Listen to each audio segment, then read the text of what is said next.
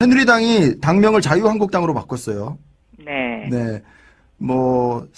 네티즌들은 자유당 아니냐, 이런 얘기도 하고 있고. 네. 당명 바꾼 거에 대해서 어떻게 보십니까? 글쎄요, 당명을 바꾼다고 해서 그 네. 본질이 바뀌는 건 아니지 않습니까? 네. 새누리당으로서는 어쩔 수 없는 선택이었다고는 하지만, 네. 저는 일단은, 이 박근혜 최순실 게이트의 어떤 그 상처가 너무나 깊기 때문에, 네. 이번 일은 당명을 바꾼다고 해서, 그것이 국민들로부터 잊혀질 것이다, 라고 생각하는 것은 네. 좀 너무 오산이 아닐까, 저는 그렇게 보고 있습니다. 알겠습니다.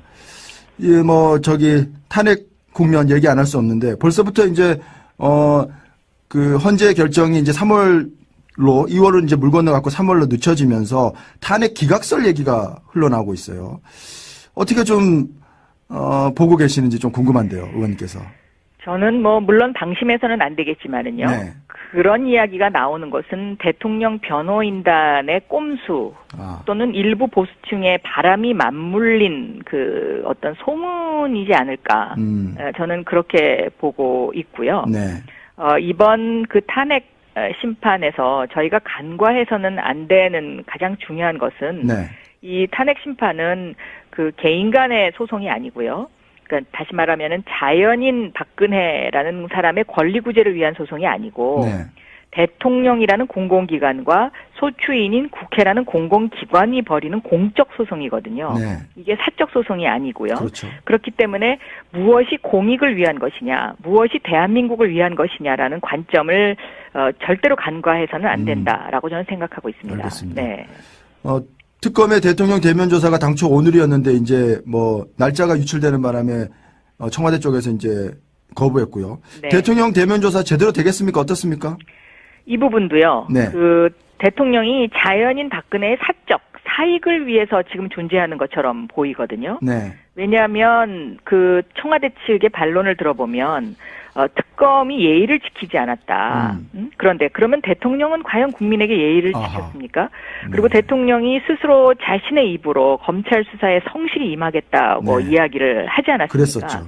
그러니까 이런 대통령의 거짓말에 대해서 지금 국민들이 얼만큼 분노하고 있는지 이런 부분에 대한 청와대의 그 어떤 반성이라고 그럴까요? 그런 것을 전혀 느끼지 못한다는 점에서 참 안타깝습니다. 네. 네.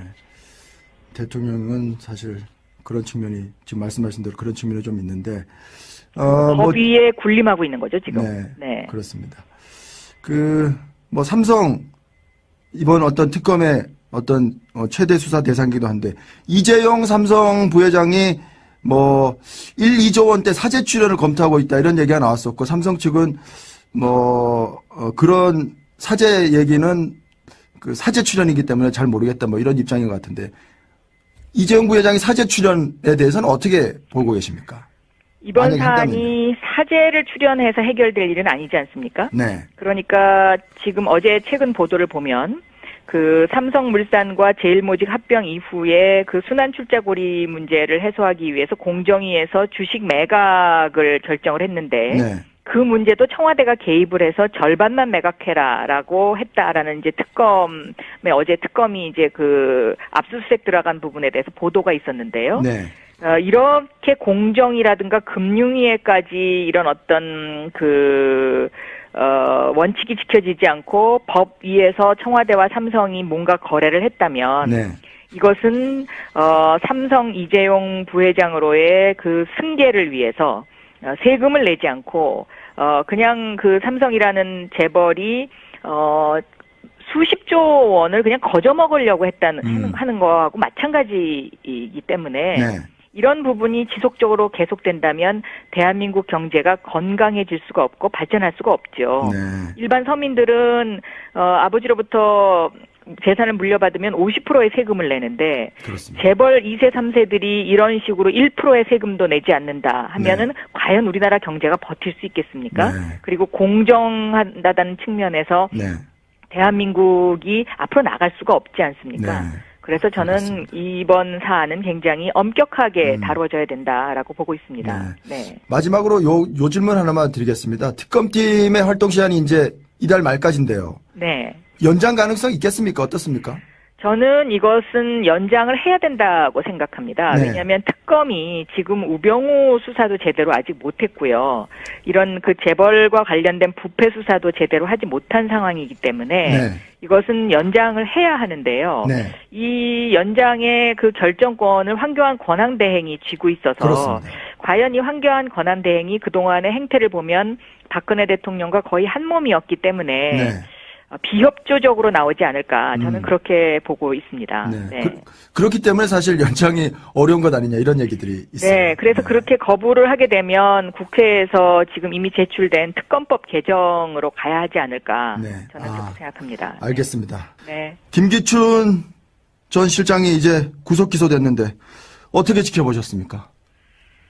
네, 뭐 사필 기정이 아닐까 그렇게 생각을 합니다. 그리고 네. 한 공직자로서의 그 일생에 대해서 생각해보는 그런 반추해보는 그런 계기였다고 생각하고 있습니다. 네. 네. 뭐 바로 뭐 현안으로 좀 들어가 보죠. 뭐 네. 그 당내 이제 대선 구도가 문재인, 안희정, 이재명 이렇게 3파전으로 굳어졌어요. 네. 안희정 지사가 여론조사로 이제 뭐 2위로 급부상하면서 경선이 이제 박진감 있게 넘치게 됐는데 특히 이제 안희정 지사가 새누리당에 대해서 대연정을 제안한 것을 놓고 당내에서 뭐 여러 말들이 나오고 있고 당 밖에서도 이제 논쟁이 벌어지고 있는데 의원님은 어떻게 보십니까? 정권 심판이라는 시각에서 보면 네. 대연정론이 당장은 비판받을 수도 있겠다고 생각을 합니다. 네. 그러나 한 번 더 생각을 하고 현실적으로 들여다보면은 누가 대통령이 되더라도 여소야대 정국이 되기 때문에 이 연정과 협치를 하지 않으면 국정을 이끌어갈 수가 없지 않습니까? 네. 그래서 그 발언에 대해서 지금 뭐 이렇게 왈가왈부하는 것은 저는 시기적으로는 조금 적절치 않다고 봅니다. 네. 그러니까 과거의 독일의 경우를 보면은 1966년부터 69년까지 3년간 그 라인강의 기적 이후에 경제 위기가 몰려오니까 네. 그 나치의 부역 세력을 넘어서 대연정을 한 경우가 있었고 지금 메르켈 총리도 연정을 하고 있죠. 네. 그래서 이 대연정이라는 단어가 지금은 비판받을 수 있겠지만 네. 정권 교체 이후에는 현실적으로 다가오는 문제입니다. 네. 그래서 저는 이명박근혜 정권이 네. 이 부패로 망가진 네. 그 경제 위기가 대선 이후에 찾아오게 되면 네. 이 보수 진보의 이분법을 벗어나서 가장 그 우수한 사람을 적재적소에 쓰지 않으면 한국의 위기를 과연 극복할 수 있을까 하는 그런 생각을 하고 있습니다. 네. 네. 대연정에 대해서는 뭐 여러 얘기가 있지만 이제 핵심적인 거는 새누리당과의 대연정은 박근혜와의 대연정이다. 박근혜 뭐 지금 대통령과 같이 하겠다는 거다. 이런 지적이 가장 뭐 핵심이에요. 반론은. 그렇죠. 그러니까 정권 심판을 해야 된다라는 그 국민적 감정이 있다는 것도 저도 인정은 합니다. 네. 네. 그럼에도 불구하고 이제 대연정은 정권이 어떻게든 이제 대선이 끝나고 난 뒤에 불가피하게 이루어질 것이다. 이렇게 보시는 거군요. 협치가 불가피하지 않나 싶습니다. 협치가요? 그런데 이제 그 당시 이제 그 이후에 뭐 그 이후 상황이라서 지금 뭐 구체적으로 말씀드리기는 조금 그렇습니다만은 네. 어쨌든 최고의 전문가를 찾아야 되지 않을까. 네. 왜냐하면 한국도 이제 경제 위기라는 그런데 직면하게 될 것으로 보입니다. 네. 이명박근혜 정권이 너무 부패했었기 때문에요. 네. 네. 뭐 어쨌든 그 의원님께서는 안희정 지사의 이런 대연정론 조금 긍정적으로 평가하시고 계시다 이렇게 봐도 되겠군요. 지금 지나치게 비판하는 것은 옳지 않다. 저는 그렇게 생각합니다. 네.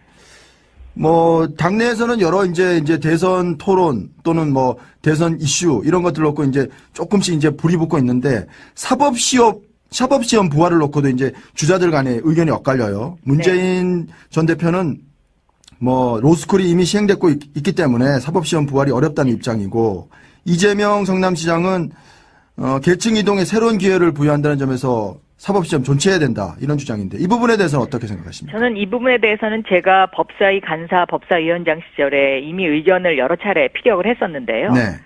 이 로스쿨 제도라는 것이 미국으로부터 도입한 것이지 않습니까? 네.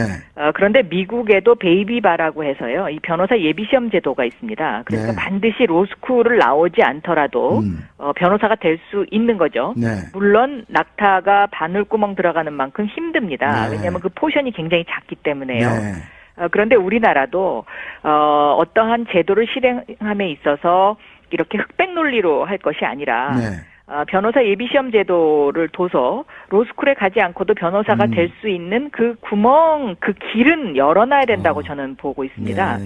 그래서 희망의 사다리를 만들어주는 것이 저는 그것이 맞지 않느냐 그렇게 생각합니다. 이제 구멍과 이제 길을 열어둬야 된다고 말씀하셨는데 그것이 이제 결국은 많은 고신앙인 또는 그것이 희망 고문이 되지 않겠느냐 이런 지적도 있을 수 있어요. 그러나 그런 어떤 그 젊은이들의 희망을 꺾는 것보다는요. 네. 저는 어떤 그런 희망을 주는 것이 사회적으로 더 큰 포용적 그 성장을 이룰 수 있다라고 저는 보고 있는 것이죠. 네. 네. 뭐 이재명 시장은 뭐 지금 이제 사법시험 존치 논란에도 그렇고 문재인 전 대표에게 계속 토론 좀 하자고 이렇게 좀 뭐 애글 하듯이 그러고 있는데 토론이 잘 안 되는 이유는 뭡니까? 글쎄요, 제가 그 사정은 잘 모르겠습니다. 아, 그렇습니까? 토론은 뭐 앞으로 있겠죠. 네. 네. 뭐 문재인 전 대표가 토론을 자꾸 피한다는 그런 어떤 뭐 얘기를 자꾸 하고 있어서 말이죠. 네, 제가 그거는 정확하게 모르겠습니다. 네. 뭐 아까 안희정 지사 얘기가 나와서 요거 하나 좀 여쭤보고 싶은데 안희정 지사가 최근에 이제 김종인 의원이죠. 네. 김종인 의원에게 4차례 만나서 경제 정책에 어떤 정권을 드리겠다 이러면서 이제 뭐 러브콜 아닌 러브콜을 보냈는데 김종인 전 대표는 뭐 탈당 없다. 뭐 예전에 이제 순교하겠다 이런 말씀하시다가 이제 탈당 없다 이렇게 안에서 뭘 도모하시는 분위기인데 어떻게 안희정 지사와 이렇게 좀 어떤 그런 뭐 좋은 관계 또는 뭐 지원하는 관계 이렇게 갈 수 있을까요? 어떻습니까? 저는 이제 탄핵 이후에 전국의 이슈가 네. 경제로 옮아간다고 보고 있습니다. 네. 그런 면에서 지금 대한민국의 이런 어떤 경제 위기를 극복할 수 있는 사람이 과연 누구이냐의 관점에서 보면 네. 안희정 지사가 김종인 전 대표에게 그러한 그 의견을 피력한 것은 굉장히 잘한 일이다라고 저는 생각하고 네. 있습니다. 예.